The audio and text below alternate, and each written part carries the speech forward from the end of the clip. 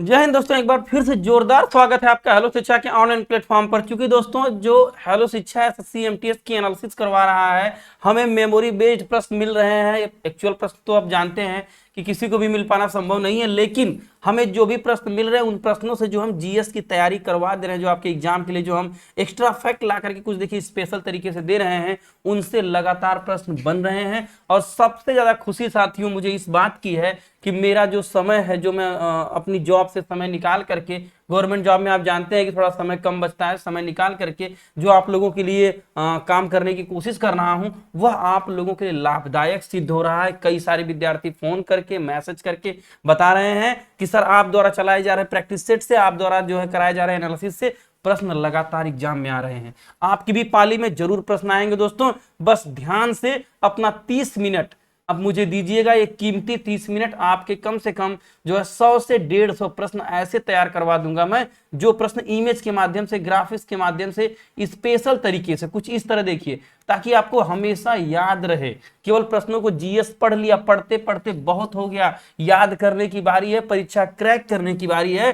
तो चलिए, चैनल को सब्सक्राइब नहीं किया तो प्लीज सब्सक्राइब कर दीजिए, अगर अभी तक वीडियो को लाइक नहीं किया तो लाइक कर दीजिए। और शुरू करते हैं आज की क्लास को। जो भी प्रश्न अभी तक मिले हैं, आप ही लोगों में से परीक्षार्थी पेपर देकर आते हैं, तमाम ग्रुप्स में मैसेजेस के द्वारा जो भी क्वेश्चन भेजते हैं, उन्हीं प्रश्नों के आधार पर एक आभासी कंटेंट तैयार करके एक स्पेशल सेशन बनाने की कोशिश मैं करता हूं। तो आइए आज अभी तक प्राप्त सभी प्रश्नों की विशेष तरह से एनालिसिस करते हैं। पहला प्रश्न आपके सामने जीएसटी का है। जीएसटी बिल में कितने स्लैब होते हैं? बहुत ही बेहतरीन प्रश्न, हर बार पूछता था जीएसटी कब लागू हुआ था, कौन समिति थी, इस बार बदल दिया ट्रेंड इन्होंने। तो ट्रेंड क्या बदला है? जीएसटी 4 स्तरीय, how many slabs are there in GST bill, 4 स्तरीय कर स्लैब का अनुसरण करता है। क्योंकि सरकार ने आवश्यक वस्तुओं और विलासिता दोनों पर एक समान दरों को लागू करना अनुचित पाया। कुछ वस्तुओं पर होता है ना कि जैसे खाने पीने की वस्तुएं हैं तो उन पर सरकार चाहेगी कम जीएसटी लगे, मोबाइल आईफोन है उन पर ज्यादा जीएसटी लगे, मतलब जो वस्तुएं ज्यादा, दवाएं हैं कम जीएसटी लगे, मतलब जो वस्तुएं हमारी जिंदगी में बहुत मतलब कह लीजिए कि आधारभूत हैं, जो है बहु महत्वपूर्ण हैं, उन पर जीएसटी कम लगाएगी सरकार। लेकिन जो वस्तुएं विलासिता से या फिर कह लीजिए कि आराम सुख चैन से, जैसे अब मान के चलिए कार है, एसी है, इलेक्ट्रॉनिक आइटम है, अब भाई उन पर जीएसटी थोड़ा ज्यादा लगाएगी। ये तो इसका मतलब था। लेकिन ये स्लैब है क्या? 5%, 12%, 18% और 28%, मैक्सिमम जीएसटी 28% तक दोस्तों लगता है। अब एक चीज और है, ये तो 4 स्लैब थे, लेकिन एक चीज अब जब एसएससी डाल चल रहा है तो आपको पात पात चलना ही पड़ेगा। कैसे? कि टाइप ऑफ जीएसटी, जीएसटी कितने प्रकार का है ये तो समझिए। C GST, S GST, I GST, UT GST. अब ये क्या बला बला है, आइए जरा इसको भी देख लेते हैं लगे हाथ। अब अगर बात करें सी जीएसटी का फुल फॉर्म पूछ देता है तो सेंट्रल जीएसटी, केंद्र सरकार जो आरोपित करती है, जो लगाती है, अध्यारोपित करती है, वह सेंट्रल जीएसटी सी जीएसटी है। यस जीएसटी स्टेट गवर्नमेंट, राज्य सरकार जो लगाती है, yes GST. I GST integrated GST, मतलब राज्य और केंद्र का जो समन्वित होता है, कुछ ऐसी चीजें हैं जो दोनों मिलकर के उसे अध्यारोपित करती हैं, वो आई जीएसटी है। यूटी जीएसटी यूनियन टेरिटरी, यानी जो है संघ शासित क्षेत्रों में जो जीएसटी लगाई जाएगी उसके लिए कोड का इस्तेमाल होगा UT GST. C GST, S GST, I GST, UT GST, कुल मिलाकर जीएसटी ही जीएसटी, आप समझते रहिए। तो चलिए नेक्स्ट क्वेश्चन की तरफ चलते हैं। बहुत बेहतरीन क्वेश्चन दोस्तों, सदाबहार क्वेश्चन, हर एक परीक्षा में आने वाले क्वेश्चन। पृथ्वी से सबसे करीब कौन सा मंडल है? Which circle is closest to the earth? क्षोभ मंडल आप जानते हैं। क्यों? अब समझिए कैसे है। यह आपको पृथ्वी का सरफेस, मैंने हिंदी अंग्रेजी दोनों मीडियम वालों के लिए दिखाया हुआ। कभी अंग्रेजी मीडियम का लगा देता हूँ इमेज तो हिंदी वाले मुझे जो है कोसते हैं, हिंदी का लगाता हूँ तो अंग्रेजी वाले बेचारे मनी मन मुझे तमाम तरह के जो है श्लोकों से याद करते होंगे। लेकिन अब देखिए होता क्या है कि अब यहाँ पर देखिए तो ट्रोपोस्फियर यानी क्षोभ मंडल, stratosphere, mesosphere, thermosphere, exosphere. Hindi में क्षोभ मंडल, समताप मंडल, मध्य मंडल, ताप मंडल और वायुमंडल। ये है क्या? वायुमंडल जो पृथ्वी को चारों ओर से घेरे हुए है, उसकी परतों का एक कह लीजिए कि नाम रखा गया है आभासी। बाकी वायुमंडल तो पृथ्वी को चार जो है अलग अलग परत के माध्यम से घेरे है। अब क्षोभ मंडल की बात करें तो मौसम एवं जलवायु कह लीजिए, मौसम संबंधी आंधी तूफान बादल कोहरा वर्षा सभी घटनाएं, देखिए बादल दिखाया भी गया है, ये सब घटनाएं क्षोभ मंडल में होती है। अच्छा ट्रिक क्या है भाई, पृथ्वी के नीचे जब रहेंगे सबसे ज्यादा तो गर्मी रहेगी, क्षुब्ध रहेंगे क्षोभ मंडल। समताप मंडल, थोड़ा सा पृथ्वी से ऊपर जाएंगे तो समताप मिलेगा, जहां पर ताप समान रहेगा आपको अच्छा लगेगा, समताप मंडल। जहां विमान उड़ाते हैं, जब ताप समान रहेगा तो विमान के लिए मौसम अच्छा रहेगा, क्योंकि बादल वगैरह नहीं रहेंगे। अब उसी तरह से आता है मीजोस्फीयर, जिसे इंग्लिश में मीजोस्फीयर, हिंदी में मध्यमंडल कहते हैं, ये बीच में पड़ता है। और उसके ऊपर जो है आपका आता है तापमंडल, और उसके ऊपर वायुमंडल। लेकिन खास बात यह है कि जो समताप मंडल है इसी में आपका ओजोन मंडल भी मिलता है, और ओजोन रेखा जो आप देख रहे हैं यह सूर्य से आने वाली पराबैंगनी किरणों को रोकता है। कहेंगे पराबैंगनी किरणें क्या है? सनलाइट जब वहां से चलती है तो उसमें कुछ अल्ट्रावायलेट रेज होती है, और वह रेज हमारी स्किन पर पड़ती हैं तो स्किन कैंसर जैसी बीमारियों का कारक बनती हैं। उन खतरनाक किरणों को, घातक किरणों को ओजोन लेयर रोकती है, जो समताप मंडल में पाई जाती है। ये आप समझिएगा, मोस्ट इंपॉर्टेंट कंटेंट था। भारतीय रोड व्यवस्था में रोड के प्रकार कितने हैं? बहुत ही मजेदार, मजा आने वाला है। How many types of road are there in the Indian road system? कुछ कंटेंट को डिजाइन करते समय हमारे एडिटर महोदय थोड़ा अलग ही मूड में हो जाते हैं। अब आइए देखते हैं यहाँ पर उनका कैसा मूड है।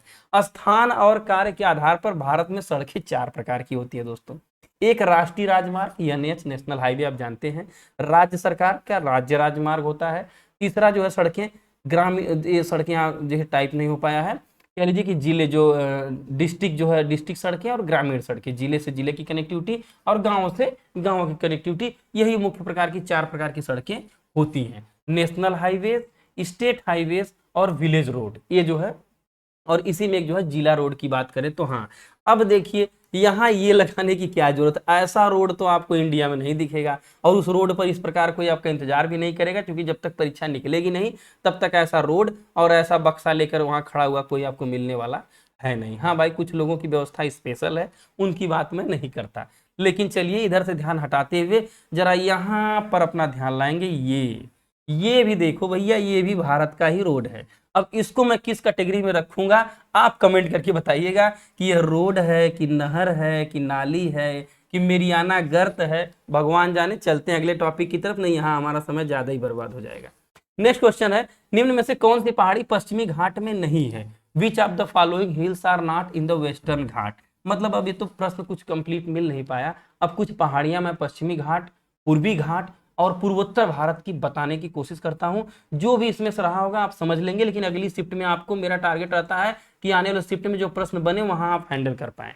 पश्चिमी घाट की, वेस्टर्न घाट की बात करें, देखिए भारत का ये जो है दक्षिण भारत का मैप है, पश्चिमी घाट और पूर्वी घाट। तो यहाँ पर जो है नीलगिरी पहाड़ी बार बार पूछता है, दोद्दा बेटा जिसकी चोटी है। अन्नामलाई हिल्स पूछता है, जिसकी अन्नामुडी चोटी है। और सबसे नीचे कार्डेमम हिल्स, आपको यहाँ पर जो है केरल की कार्डेमम पहाड़ियां, ये भी पूछता है। यह आपकी पश्चिमी घाट की पहाड़ियां हैं, इंपॉर्टेंट वाली बताऊंगा, सब याद करने की जरूरत नहीं है। उसी प्रकार से पूर्वी घाट की बात करें तो पूर्वी घाट की पलानी हिल्स पूछता है, कई बार पूछा है पलानी हिल्स, यह रहा होगा तो अच्छी बात है। और उसी तरह से पंचमलाई हिल्स से भी पूछा हुआ है कई बार से। और उसके बाद शेवराय हिल्स, जवादी हिल्स, नगारी हिल्स, यह तो परीक्षा में कई बार आते हैं। अब ये तो रहे जो है पूर्वी घाट और पश्चिमी घाट, इस पूरा याद करने की जरूरत नहीं दोस्तों, जो क्रम से तमाम दिया है आप चाहें तो याद करें, लेकिन सब नहीं। मोस्ट इंपॉर्टेंट यहाँ पर नीलगिरी को याद रखिएगा, दोद्दा बेटा, अन्नामलाई की अन्नामुडी, और इधर की जो है पलानी पहाड़ी याद रखिएगा, ये पूछता है। और ये भी जो है वरुषनाथ हिल्स, ये भी पूछा हुआ कई बार, जो है वरुषनाथ हिल्स जो है पूर्वी घाट में आती है। क्योंकि ये नीचे की पड़ जाती है तो इनमें कंफ्यूजन रहता है। अब यह देखिए पूर्वोत्तर भारत का मैप है, मेघालय की एक पहाड़ी है गारो खासो जयंतिया, ये जनजाति भी है, पर्वत भी है और वहां का क्षेत्र भी है, गारो, खासी और जयंतिया। और यहीं पर सबसे ज्यादा जो है खासी पहाड़ी पर माथेरान मेघालय में वर्षा भी होती है। ठीक, तो ये अगर ऑप्शन में रहा होगा तब तो ये सही हो जाएगा, नहीं तो जो रहा होगा वो सही होगा। फिलहाल पूर्वोत्तर में पहाड़ियां 3 जरूर पूछेगा, गारो, खासी, जयंतिया मेघालय की, और अगर पश्चिमी घाट में नीलगिरी, अन्नामुडी पूछेगा, और पूर्वी घाट में पूछेगा तो पलानी पूछ लेगा आपका, या फिर आपका जो है सह्याद्री वगैरह भी पूछ लेगा। तो इसको आप जो है गुजरात वाली सह्याद्री भी ध्यान रखिएगा, यहाँ पर मैं थोड़ा कटा हुआ नहीं लगा है, उसको भी याद रखिएगा। अब समझिए, इंदिरा गांधी राष्ट्रीय वृद्धा पेंशन योजना कितने वर्ष के व्यक्तियों को दी जाती है? यह इमेज जो है दोस्तों, आपका ध्यान यहाँ जा रहा होगा, बहुत दिन से वायरल चल रहा है। इस इमेज को लगाने और खींचने वाले ने, ये जो है शायद मेंस डे पर भी इसे लगाया गया था। अब वाला जो जो जिसने भी इस इमेज को लिया होगा वो तो जाहिर सी बात है कि इस इमेज को दिखाकर करोड़पति हो गया होगा, लेकिन इनकी दशा जो है यही की यही रह गई।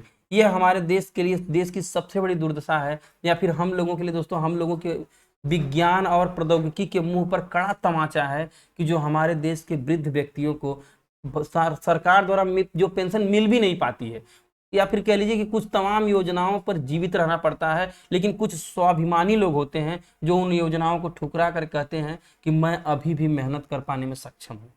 अब इन दादा को देख लीजिए कि जिस हालत में आदमी उठ बैठ नहीं पाता, उस हालत में यह जो है कह लीजिए कि जानवरों जैसी मेहनत करने के लिए तैयार है। खैर, इनको सलाम, इनके जज्बे को सलाम, और आप इनसे प्रेरणा लीजिए कि जिस उम्र में आप हैं, नौजवान हैं, पढ़ने में कमर दर्द करती है, बैठ नहीं पाते हैं, तमाम समस्याएं, जरा इनके बारे में इमेजिन करके देखिएगी कि इनकी समस्याएं कहाँ हैं।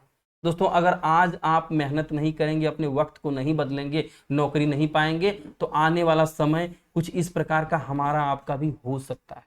यह आपको ध्यान रखना है, इस बात को जरा सा सोचिएगा।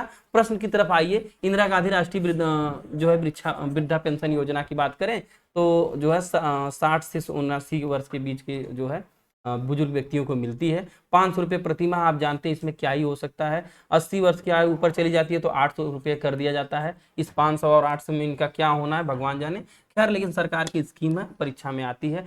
वैसे भी सरकार की 90% योजनाएं परीक्षा लेने और परीक्षा में पूछे जाने के लिए बनाई जाती हैं। ये व्यक्तिगत मेरा मानना है, इस पर आपकी क्या राय है। भारत रत्न पाने वाले पहले संगीतकार कौन थे?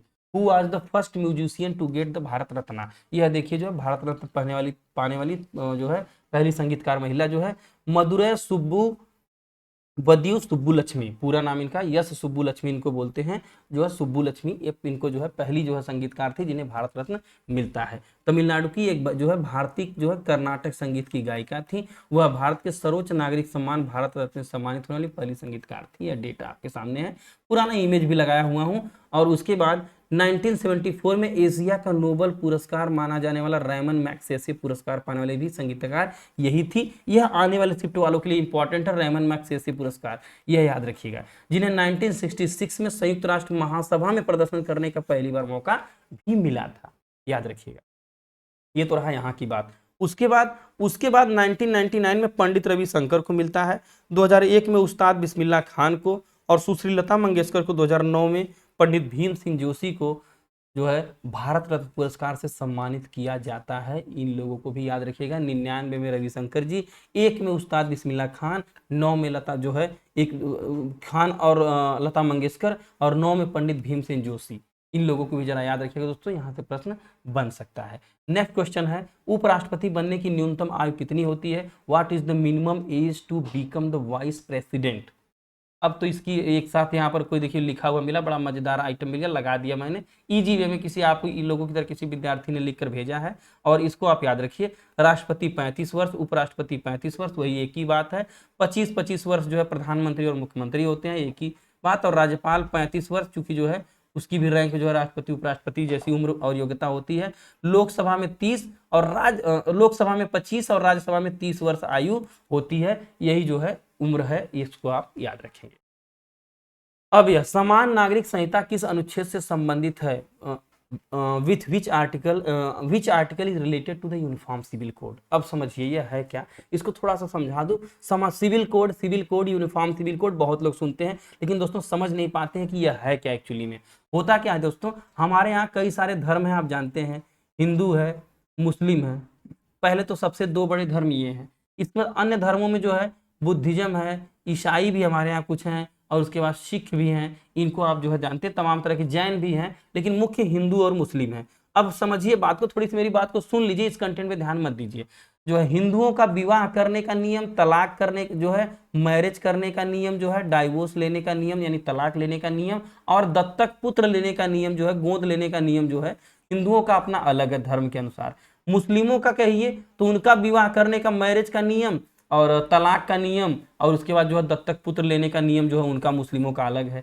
इन्हीं दोनों नियमों को, हिंदुओं के लिए हिंदू कोड बिल है, मुस्लिमों के लिए उनकी अलग कानून व्यवस्था है, उनके लिए अलग व्यवस्था है। लेकिन इन्हीं दोनों नियमों को एक करके पूरे भारत में एक जैसी विवाह एवं तलाक की व्यवस्था तथा गोद लेने की प्रथा या पारिवारिक जीवन की जो कानूनी प्रक्रिया है वह एक जैसी करने की व्यवस्था को ही यूनिफॉर्म सिविल कोड कहते हैं।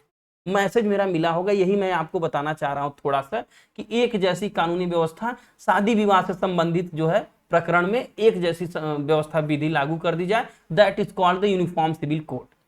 अब समान नागरिक संहिता की बात करें तो प्रत्येक नागरिक जो है नागरिक को शासित करने के लिए एक आम समूह के साथ प्रत्येक देश के प्रमुख धार्मिक समुदाय के ग्रंथों और रीति रिवाजों के आधार पर व्यक्तिगत कानून को बदलने का प्रस्ताव है। जो भी सबका अपना अपना कानून, उसको हटाओ, एक कानून लगाओ। वह क्या?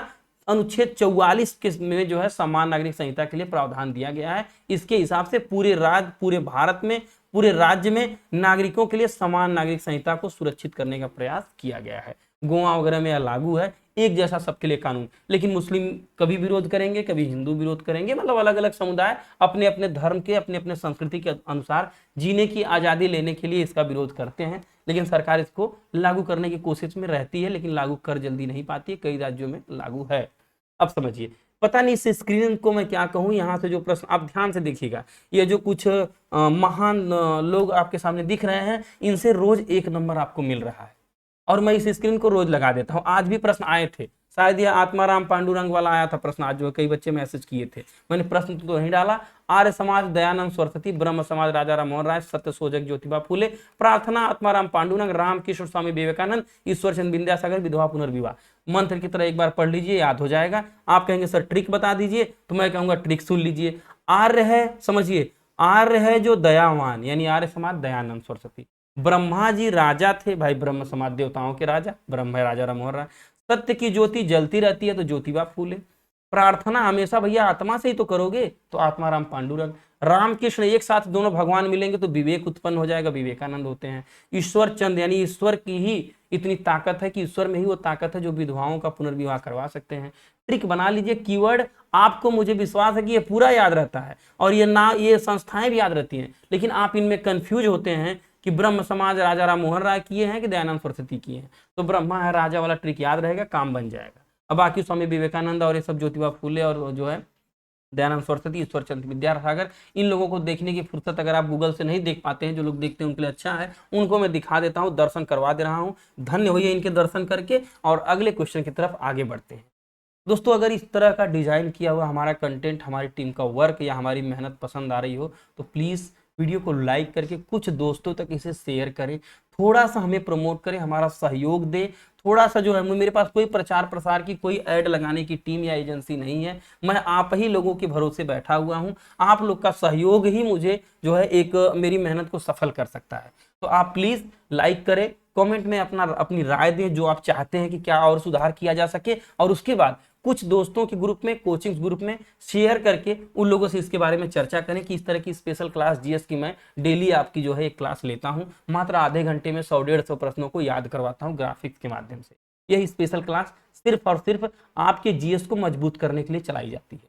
कोई इसका वित्तीय लाभ अभी नहीं मिल रहा, आप जानते हैं, छोटा चैनल, कोई मैं बेच भी नहीं रहा हूँ। 20 रुपए 30 रुपए में पीडीएफ, ऐसा कुछ नहीं। टेलीग्राम पे मेरी सारी फ्री ऑफ कॉस्ट पीडीएफ पड़ी हुई है, फ्री ऑफ कॉस्ट वीडियो है, कोई मेरा एप्स चैनल कुछ नहीं। मैं सब कुछ आप लोग के लिए फ्री में अभी जो है पढ़ाने की कोशिश कर रहा हूँ, और गवर्नमेंट जॉब करते हुए समय आगे भी यह सेवा जारी रहेगी। ये तो मेरा हमेशा के लिए भाई, हमेशा मैं बोलता ही हूँ। कोशिका भित्ति का एक प्रमुख कार्य क्या होता है? What is the main function of the cell wall? अब समझिए, यह बाहर जो कोशिका भित्ति यानी जो आवरण लगा हुआ है, तो सबसे पहले तो यह अंदर के कंपोनेंट को प्रोटेक्ट करके रखती है। इमेज देखने का फायदा क्या है? कोशिका भित्ति पहले आप समझ गए है क्या? ये देखिए सेल वॉल, ये ऊपर की जो चादर है, तो जो ग्रीन कलर की कोशिका भित्ति जो पांच में पाई जाती है, तो ये जो ग्रीन कलर की कोशिका भित्ति है, सबसे पहले तो यह अंदर के कंपोनेंट्स को सुरक्षित रखेगी। दोस्तों, रखेगी कि नहीं रखेगी? आपने कहा जी बिल्कुल सर रखेगी। तो पहला काम तो इसका हो गया कि कोशिका भित्ति जो है आकृति प्रदान करता है और सुरक्षा प्रदान करता है। इसके बाद प्रोटोप्लाज्म, यानी जो इसके अंदर जो प्रोटोप्लाज्म होता है, वो जो है क्लोरोप्लास्ट, साइटोप्लाज्म है ना, वैक्यूल्स, न्यूक्लियस, इन सबको सुरक्षा प्रदान करता है, रंग प्रदान करता है। यह कोशिका भित्ति का कार्य है, समझिएगा इसको। जनगणना से एक प्रश्न आता है, इस पर मैंने वीडियो बनाया है, मैं आपको यहाँ आई बटन में वीडियो कहेंगे तो मैं यहाँ पर दे दूंगा, आप यहाँ पर क्लिक करके जो है देख सकते हैं यहाँ पर। और समझिए 2011 की जनगणना इसी प्रकार का पूरा कंटेंट उसमें मिलेगा आपको पूरे जनगणना के मैटर को। लेकिन आज तो मैंने वही स्क्रीन से थोड़ा सा लगाया हुआ जो आज प्रश्न पूछा था। 2011 की जनगणना के अनुसार सबसे ज्यादा जनसंख्या किस राज्य की है? Which state has the largest population according to the 2011 census. जनसंख्या राज्यों में बात करें तो उत्तर प्रदेश की लार्जेस्ट पॉपुलेशन 20 करोड़, 2011 की बात है, इस समय पता नहीं कितना हुई होगी, ये तो भगवान ही जाने। सिक्किम और मिजोरम अगर बात करें तो सिक्किम में न्यूनतम प्रश्न आता है। मिजोरम में हालांकि 6 लाख डेटा है, लेकिन प्रश्न में बार बार पूछता है सिक्किम में न्यूनतम जनसंख्या सिक्किम में। और ये तो रही राज्यों की बात है ना दोस्तों। लेकिन केंद्र शासित प्रदेश की बात करें तो दिल्ली में 1.67 मतलब करोड़ लोग भरे हुए हैं, और लक्षद्वीप केंद्र शासित में सबसे कम जनसंख्या 64,000 है। सीटों का निर्धारण चूंकि विधानसभा सीटों का निर्धारण जनसंख्या पे होता है, तो यूपी की जनसंख्या सबसे ज्यादा है तो 403 सीटें विधानसभा की, सिक्किम की 32 सीटें। ये भी प्रश्न में पूछता है। देखिए दोस्तों, जो पूछ दिया मेरा मानना है वो प्रश्न आप में आएगा कि नहीं आएगा गारंटी नहीं है, लेकिन उससे बनने वाले अन्य प्रश्न जरूर आएंगे, इस बात की गारंटी। अर्थशास्त्र के रचयिता कौन थे? Who was the author of अर्थशास्त्र? तो बहुत ही इजी क्वेश्चन, सब लोग जानते हैं, जो है चाणक्य जो है चंद्रगुप्त मौर्य के महामंत्री थे, वे कौटिल्य विष्णुगुप्त के नाम से विख्यात थे, और ये उनको आप देख भी रहे हैं और इशारा भी कर रहे हैं ऐसे उंगली से कि जाओ और एमटीएस की परीक्षा में टॉप करके आओ, नहीं तो बहुत मारूंगा। हाँ, ऐसे बोल रहे हैं। चलिए खैर, तो अब इनका समझिएगा। लेकिन एक प्रश्न अब कहेंगे कि ये तो आम बात थी, यहां तक जो है प्रश्न पूछता हुआ था, इसका उत्तर था। लेकिन अगर पूछे अर्थशास्त्र के पिता, क्योंकि ये जो अर्थशास्त्र थी यह इकोनॉमिक्स की बुक नहीं थी दोस्तों, इकोनॉमिक्स के साथ साथ ये पूरी तरह से पॉलिटी थी। राज्य को चलाने के राजा के पूरे सिद्धांतों को इसमें दिया गया था। कौटिल्य ने लिखा था कि मेरे न रहने पर भी जो है मगध या जो भी भारत राज्य है, भारतवर्ष है, वह उससे शासित हो और चले, राज्य के सिद्धांत थे। लेकिन और इकोनॉमिक्स जो आप पढ़ते हैं, जो अर्थशास्त्र असल में जो शाब्दिक अर्थ लगाते हैं, उसके पिता की बात करें, उसके जनक की बात करें तो एडम स्मिथ को बोलते हैं, जो एक ब्रिटिश नीतिवेत्ता और दार्शनिक राजनीतिक अर्थशास्त्री थे। उन्हें अर्थशास्त्र का पितामह कहते हैं। सफेद बालों वाले, ये जो है घुघराले बालों वाले एडम स्मिथ अंकल आपके सामने हैं, इनको भी देखिए। तो अर्थशास्त्र बुक के जो अपने यहाँ भारत की है उसके लेखक कौटिल्य साहब, और अगर अर्थशास्त्र विषय की बात करें उसके पिताजी तो एडम स्मिथ को माना जाता है। दोनों प्रश्नों में कंफ्यूज नहीं होना है, ऑप्शन में दे देता है दोनों, कभी कभी बच्चे कंफ्यूज होते हैं। पंडित बिरजू महाराज को कौन सा पद्म अवार्ड, सॉरी देखिए अवार्ड की जगह अवार्ड्स हो गया है, थोड़ा सा मिस्टेक हो गया है, अवार्ड मिला था। कौन सा अवार्ड जो है मिला था? जो है with Padma award has been awarded to the Pandit Birju Maharaj. तो कथक सम्राट उत्तर प्रदेश के जो है पंडित बिरजू महाराज को जो है पद्म विभूषण से सम्मानित किया गया था। संगीत नाटक अकादमी पुरस्कार इन्हें मिला है, कालिदास सम्मान भी मिला हुआ है। ये जो पंडित बिरजू महाराज है, इनका निधन भी हो चुका है, आप जानते हो। अब समझिए, ये तो पूछ दिया, इसके पूछे जाने के चांसेस कम है। लेकिन 8 शास्त्रीय नृत्य किस राज्य से संबंधित है, एक नजर में दोहरा लेते हैं। भरतनाट्यम तमिलनाडु, कथक उत्तर प्रदेश, कथकली केरल, कुचिपुड़ी आंध्र प्रदेश, मणिपुर की मणिपुरी झावेरी बहनें जो नृत्य करती हैं, उड़ीसा का ओडिसी, सत्रिया नृत्य आसाम का है, मोहिनी अट्टम केरल का, विष्णु भगवान केरल के सागर तट पर मोहिनी का रूप धारण करके डांस करते हैं तो मोहिनी अट्टम बोलते हैं, उसको याद रखेंगे। यह नृत्यों का फॉर्म भी मैंने दे रखा है। नृत्यों की भी एक स्पेशल स्टैटिक वीडियो मैंने बनाई है, यहाँ आई बटन में वो भी डाल दूंगा। आप वीडियो देख रहे हो तो यहाँ पर वो जो है आएगा, आप उसको देख सकते हैं। नेक्स्ट क्वेश्चन है, संविधान के किस अनुच्छेद के तहत मौलिक कर्तव्य का प्राविधान है? Under which article is the constitution is provision of fundamental duty? ये प्रश्न डेली आता है, कभी घुमाकर, कभी ये कब लागू हुआ, किस भाग में है, किस अनुच्छेद में है। कभी पूछेगा कितने मौलिक कर्तव्य हैं, 11 हैं कि 10 हैं, तो 10 नहीं है तो 11 हैं, तो 11 है तो एक कौन बढ़ा हुआ है, कब बढ़ा हुआ है, ये भी पूछता है बार बार। तो सबका निराकरण इसी वीडियो में मैं कर दूंगा। समझिए, 42वां संविधान संशोधन होता है 1976 में। एक सरदार स्वर्ण सिंह समिति रहती है, यह जो है कहती है कि जो है रूस देश से प्रेरित होकर अपने संविधान में मूल कर्तव्य जोड़ने की बात होती है। तो संविधान के भाग 4A में अनुच्छेद 51A में इसे शामिल कर दिया था, मौलिक कर्तव्यों का। मूल संविधान बनता है तो उसमें मौलिक कर्तव्य नहीं रहते हैं दोस्तों, अधिकार तो रहते हैं, लेकिन कर्तव्यों की बात हमारे संविधान निर्माता उस समय नहीं डाल पाते हैं। लेकिन उसको बाद में जो है 1976 में शामिल कर लिया जाता है, रूस से लेकर के। मूल रूप से मौलिक कर्तव्यों की संख्या जो है प्रारंभ में 10 थी, लेकिन बाद में शिक्षा की बात जब आने लगी तो 86वां संविधान संशोधन अधिनियम लाया गया, और 2002 के माध्यम से एक जो है शिक्षा को भी मौलिक कर्तव्य में जोड़ा गया। कहेंगे शिक्षा को क्या जोड़ा गया? तो आप एक अनुच्छेद सुने होंगे, अनुच्छेद 21 प्राण एवं दैहिक स्वतंत्रता, और इसी में ए लगा देंगे तो 21A में जो है शिक्षा के अधिकार को जो है 6 से 14 वर्ष के बच्चे को निःशुल्क शिक्षा देना आपका मौलिक कर्तव्य है। राज्य के प्रत्येक नागरिक का, उसके माता पिता का, इवन राज्य का यह मौलिक कर्तव्य है कि वह उसे जो है अनुच्छेद 21A के तहत जो है निःशुल्क शिक्षा दे 6 से 14 वर्ष के बच्चे को। याद रखिए। नेक्स्ट क्वेश्चन आपके सामने है स्पेशल तरीके से दोस्तों, लाइक करिए, कमेंट करिए, अपनी राय हमें दीजिए। आपके लिए यह मेहनत निरंतर जारी रहेगी। ऐसे कंटेंट, ऐसे ग्राफिकल कंटेंट, याद कर लें लायक कंटेंट, जो आपकी मेमोरी में सीधे फिट हो जाने लायक कंटेंट बड़े मुश्किल से तैयार कर होते हैं, बहुत मेहनत करना पड़ता है। पांड्य वंश की राजधानी कौन सी है? Which was the capital of Pandya dynasty? पांड्यों की राजधानी मदुरा थी, इसको आप जानते हैं। लेकिन अभी देखिए, अब चोल, पल्लव, चोल, पांड्य है ना, राष्ट्रकूट, इनकी राजधानी देख लीजिए जो है कल्याणी जो है राष्ट्रकूटों की राजधानी, वातापी जो है राष्ट्रकूट चालुक्यों की राजधानी। याद रखेंगे। चालुक्यों की बात करें, वेगी के चालुक्य जो है कल्याणी के चालुक्य। पल्लव पेन्नार नदी पर रहते थे, जो है चोल जो है तंजौर राजधानी कावेरी नदी पर। पांड्यों की बात करें, वैगेई नदी पर रहते थे। नदी पूछता है बार बार, इसको जरा सा आप याद रखिएगा, ये भी प्रश्न में कई बार आता है। यह नदी है, जैसे यह वंशज है आपका, ये देखिए जो है राष्ट्रकूट, पल्लव, चोल, आप पढ़ते तो हैं लेकिन मैप पर देख नहीं पाते कि ये वंशज है कहाँ और किस नदी के किनारे है। राजधानी के साथ साथ नदी बहुत इंपॉर्टेंट है कि किस नदी पर जो है बस्तियों जो है ये वंशज रहते हैं, इसको जरा सा ध्यान देंगे। अब देखिए, फीफा विश्व कप 2022 का आयोजन कहाँ हुआ था? Where was the FIFA World Cup 2022 held? FIFA विश्व कप 2022 इसकी मेजबानी कतर ने किया था। बात समझ में आ गई। लेकिन समझिए फीफा के बारे में, हर 4 साल के बाद आयोजित एक अंतर्राष्ट्रीय फुटबॉल प्रतियोगिता पूछा है बार बार। इसकी शुरुआत 1930 में होती है। सबसे सफल टीम ब्राजील 5 बार इसे जीती है फीफा, याद रखेंगे। वर्तमान चैंपियन 2018 का फ्रांस था। ये 2018 की बात है, वर्तमान मतलब 2018, इसको अभी आप हटाएंगे। ये जो है 2018 में फ्रांस जीता था, लेकिन वर्तमान में अर्जेंटीना राष्ट्रीय फुटबॉल टीम ने, आप जानते हैं, फीफा विश्व कप को जीता हुआ है। मुख्यालय फीफा की तो ज्यूरिख स्विट्जरलैंड मुख्यालय है। राष्ट्रपति उसके पुराने हैं, नए राष्ट्रपति आप कमेंट करिए क्या है। फीफा विश्व कप 2026 की मेजबानी संयुक्त राज्य अमेरिका, मैक्सिको, कनाडा द्वारा की जाएगी, इसको याद रखिए। जलियांवाला बाग में फायरिंग किसने करवाई थी? Who got the firing done in Jallianwala बाग?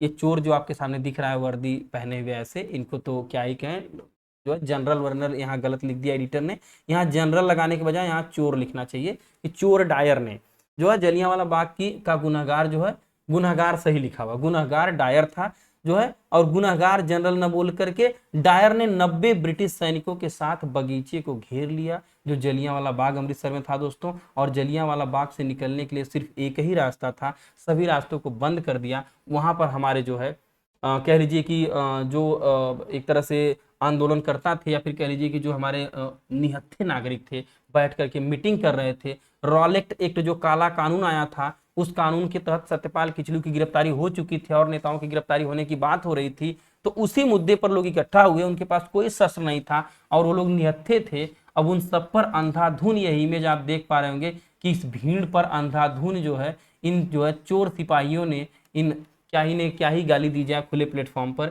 इन लोगों ने जो है गोलियां चलाई और सिर्फ लाशें ही लाशें बिछा दी और कुछ लोग कुएं में कूद करके अपनी जान दे दिए। उस नरसंहार को अगर आप देखना, गूगल पे जरा जलियांवाला बाग सर्च करिएगा, कभी फुर्सत मिले तो अपनी ऐसी चीजों को जरूर सर्च किया करिए दोस्तों। आपको समझ में आया कि वो घटना क्या थी, कितनी भयावह घटना थी। लोगों ने जान दे दी और अंत में जो है जनरल डायर, जो हालांकि इसको सजा वगैरह होती है, जनरल डायर जो है एक खड़े सैनिक खड़े थे और जनरल डायर ने फायरिंग का आदेश दे दिया और सिपाहियों ने अंधाधुंध फायरिंग कर दिया। यह जलियांवाला बाग हत्याकांड था। रविन्द्रनाथ टैगोर वगैरह ने अपनी उपाधियां लौटा दी। कई लोगों ने जो है इससे, हमारे राष्ट्र युवा जो नेता थे वो लोगों ने कई सारे एक्शन इस पर लिए। तो इस घटना को याद रखेंगे, यहाँ से प्रश्न आता है बार बार दोस्तों। इसको आप चाहें तो स्पेशल तरीके से भी पढ़ लें, क्योंकि अगर इस सेक्शन में, आधुनिक भारत के इस सेक्शन में आ रहा है तो जलियांवाला बाग, बंगाल विभाजन, कांग्रेस की स्थापना, ये सब मोस्ट इंपॉर्टेंट टॉपिक है, इनको देख लेंगे जरा। हाँ, ये प्रश्न बार बार पूछता है, भारत की सीमा किस देश के साथ सर्वाधिक लगती है? तो बांग्लादेश के साथ सर्वाधिक लगती है। लेकिन इसमें कभी कभी पूछता है कि भारत की, जैसे अब जो है ना बांग्लादेश है या पश्चिम बंगाल है, ये देखिए आपका जो है बीच वाला एरिया जो पश्चिम बंगाल जो है बंगाल आ जाता है। ये तो बांग्लादेश है लेकिन ये बंगाल है। तो अब अगर बंगाल की बात करें तो ये आपका जो है बंगाल में होता क्या है कि पूछता है कि कौन सा राज्य भारत का इससे सीमा नहीं बनाता है। तो हर बार ऑप्शन में मणिपुर ही देता है। देखिए मणिपुर, नागालैंड ये सब सीमा नहीं बनाते हैं, लेकिन मणिपुर पूछता है बार बार कि मणिपुर बंगाल से सीमा बनाता है कि नहीं, तो नहीं बनाता है। और त्रिपुरा, मेघालय, पश्चिम बंगाल, ये सब तो सीमा बनाते ही हैं जो है बंगाल से, इसको याद रखेंगे, ये भी पूछा हुआ है। और सबसे न्यूनतम भारत की सीमा किस देश के साथ लगती है, तो 106 किलोमीटर अफगानिस्तान के साथ, याद रखेंगे इसको, यहाँ से भी प्रश्न आता है। अगला क्वेश्चन आपके सामने है, origin of species, origin of species पुस्तक के जनक कौन थे, इसको याद रखेंगे। ऑरिजिन ऑफ स्पेसीज पुस्तक के जनक, लेखक जो है, सॉरी जनक, लेखक कौन थे, who was the author of the book origin of species, Charles Darwin थे। इन्होंने जो है क्रम विकास के सिद्धांत का प्रतिपादन किया था। अपनी पुस्तक ये जो है देखिए ऑरिजिन ऑफ स्पीसीज, अगर अभी तक आपने नहीं देखा तो इस पुस्तक को देखिए, ये लिख सामने आपके है चार्ल्स डार्विन की। और ये चार्ल्स डार्विन अंकल यह बैठ करके देख रहे हैं कि मैंने तो पुस्तक लिखा कि इंसान पहले ऐसे बंदर था, फिर सुधरते सुधरते इंसान आ गया, लेकिन आज कुछ लोग ऐसी हरकत क्यों कर देते हैं कि जो सोचते हैं कि ये फिर से बंदर वाली हरकत इनके अंदर है। तो ये बैठ करके सोच रहे हैं अपनी पुस्तक के बारे में। खैर इनको जाने दीजिए, आप इस चीज को याद रखिए, Charles Darwin origin of species. PM युवा योजना की योग्यता जो है, सॉरी ये देखिए गलत टाइप हो गया है, पीएम युवा योजना की योग्यता क्या है ना, इसको ध्यान रखेंगे। या कब से लागू है, दोनों बात हमारे एडिटर डालना चाह रहे थे कि कब से लागू है और योग्यता क्या है, लेकिन यहाँ पर जो है दोनों के बीच की मैटर आ गई। तो होता क्या समझिए, एक युवा प्रधानमंत्री योजना है, उसको छोड़िए, जो प्रश्न आ चुका है वो आने के चांसेस कम है, लेकिन उससे संबंधित अन्य प्रश्न जरूर आएंगे। अब इस योजना का पोस्टमार्टम करते हैं। युवा प्रधानमंत्री योजना, इसका पूरा नाम है युवा प्रधानमंत्री योजना। अब होता क्या है कि योजना का नाम युवा प्रधानमंत्री योजना, इस किसके द्वारा शुरू की गई, तो जाहिर सी बात है कि पीएम साहब मुस्कुरा रहे हैं तो इन्हीं के द्वारा शुरू की जाएगी। जो है योजना की आरंभ तिथि जो है 2021 में है, इतना याद रखेंगे, डेट वेट बहुत याद रखने की जरूरत नहीं है। योजना की श्रेणी केंद्रीय जो है सरकारी योजना थी, साल 2023। आवेदन का माध्यम ऑनलाइन, तो आवेदन वगैरह है। लाभार्थी जो नवोदित लेखक, जो नए नए लेखक हैं उनको प्लेटफॉर्म देने की बात की जाती है। योजना में 50,000 रुपए की राशि 6 माह तक प्रदान करना युवाओं को। उद्देश्य भारतीय सभ्यता को बढ़ावा देकर युवा लेखकों को प्रोत्साहित करना। और यह वेबसाइट थी, तो खैर पूरा डेटा यहाँ पर इन्होंने एडिटर महोदय ने डाल दिया। अब इन्हीं में से प्रश्न जो भी बने आप इनको जरा ध्यान देंगे। जिम कॉर्बेट राष्ट्रीय उद्यान किस राज्य में है, in which state is Jim Corbett national park. तो Jim Corbett national park Uttarakhand का जो है नैनीताल जिले में रामनगर के पास है। रामगंगा नेशनल पार्क भी इसका नाम है, इसको याद रखेंगे। जिम कॉर्बेट के नाम पर रखा गया है। इसकी स्थापना एक महत्वपूर्ण भूमिका है। बाघ परियोजना में जो है में काम जो है यह करने वाला राष्ट्रीय उद्यान था। यह बाघों के संरक्षण के लिए प्रमुख केंद्र है, याद रखेंगे। इजी प्रश्न था, सबने सही लगाया होगा। लवलीना बोरगोहन किस खेल से संबंधित है, जो दोस्तों इजी, उस पर मैं आपका बहुत समय बर्बाद नहीं करूंगा। तो Lovlina Borgohain is related to which sport, तो बॉक्सर हैं, इनके हाथ में आप देख रहे हैं ये लगा भी है इनके बॉक्सिंग वाला जो है। अपने बॉक्सिंग करियर की शुरुआत भारतीय खेल प्राधिकरण में 2000 में किया था इन्होंने। 2017 में इन्होंने कजाकिस्तान में आयोजित एक अंतर्राष्ट्रीय बॉक्सिंग चैंपियनशिप में भाग लेकर प्रथम अंतर्राष्ट्रीय प्रदर्शन किया था, पहली बार, यह भी याद रख सकते हैं आप। अब यह देखिए मोस्ट इंपॉर्टेंट, यहाँ थोड़ा ध्यान लूंगा आपका, प्लीज स्क्रीन पर ध्यान दीजिएगा, यह बहुत इंपॉर्टेंट कंटेंट है। होता क्या है, with measuring instrument means humidity, तो आर्द्रता किस यंत्र द्वारा मापते हैं, तो हाइग्रोमीटर आपने ध्यान लिया, हाइग्रोमीटर से आर्द्रता नापते हैं। हाइग्रोमीटर आपके सामने लगा भी है। यह तो आज प्रश्न आया था, लेकिन और प्रश्न बन क्या सकते हैं, देखिए उनको मैंने यहाँ पर डाला है, और अगर जो मैंने कुछ नहीं डाल पाया हूं उनको आप पढ़ लीजिएगा। अब जब एक दिन यहाँ से प्रश्न पूछ लिया तो आने वाले शिफ्ट में रोज एक एक प्रश्न आएगा। अल्टीमीटर से क्या नापते हैं, ऊंचाई सूचित करता है। अमीटर से विद्युत धारा, अनेमोमीटर से वायु वेग, ऑडियो फोन से श्रवण शक्ति, तथा वाइनाक्यूलर से दूरस्थ वस्तुओं को देखते हैं। बैरोग्राफ से वायुमंडल का दाब नापते हैं दोस्तों, और क्रेस्कोग्राफ से पौधों की वृद्धि का अभिलेखन करते हैं। यह इंपॉर्टेंट था, मैंने कराया। और भी इसमें है, कम से कम 25-30 आप याद करेंगे तो 1 नंबर आपको जरूर मिल जाएगा। इजी तरीके से है। पूरा वीडियो आपने देखा, आपका बहुत बहुत धन्यवाद। आप यकीन मानिए कि यह सेशन आपके परीक्षा के लिए अति महत्वपूर्ण है। जो है यह टेलीग्राम चैनल है, स्कैन करिए, यहाँ पीडीएफ आज प्रोवाइड करूंगा, कई सारे पीडीएफ तैयार हो गए, आज डाली जाएंगी। और उसके बाद लाइक करिए, कमेंट में अपनी राय दीजिए, क्लास कैसी लगी। कुछ व्हाट्सएप ग्रुप्स में दोस्तों वीडियो को प्लीज शेयर जरूर कर दीजिएगा। और अगर अभी तक आपने हमारे चैनल को सब्सक्राइब नहीं किया है तो अपने जो है सब्सक्राइब बटन को जरूर दबा दीजिएगा। रोजाना हमारी वीडियोस, स्टैटिक जीके की वीडियोस, न्यूज, भर्ती की अपडेट, तमाम चीजें आपको मिलती रहेंगी। हेलो शिक्षा से जुड़ने के लिए बहुत बहुत धन्यवाद आपका, आपने हमें अपना कीमती समय दिया। मिलते हैं कल इसी तरह इंटरेस्टिंग कंटेंट में, तब तक के लिए जय हिंद, जय भारत।